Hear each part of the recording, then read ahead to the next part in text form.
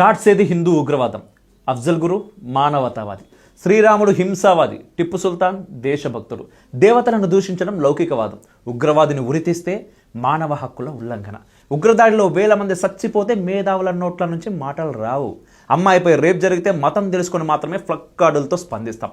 భారత్ మాతాకి జై కొట్టం, Indian ఫ్లాగ్స్కి salute చేయం, జనగణమన వస్తే లేచి నిలవడం, ఒకే ధర్మంపై దాడులు చేస్తాం, పండుగల్ని ప్రశ్నిస్తాం, నమ్మకాల్ని కొట్టి పడేస్తాం, దేవుళ్ళని కించపరుస్తాం. నేషనలిజం అంటే ఉగ్రవాదంగా చిత్రీకరిస్తాం.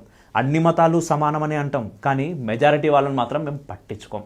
సంవత్సరాంతం నమాజ్ వినిపిస్తే ఆనందిస్తాం, నవరాత్రులకి మైకులు పెడితే సౌండ్ పొల్యూషన్ పేరుతో బొక్కలో వేస్తాం.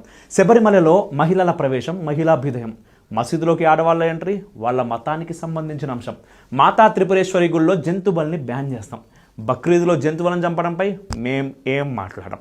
తమిళనాడులో 1000 సంవత్సరాల చరిత్ర ఉన్న జల్లికట్టును క్రూయల్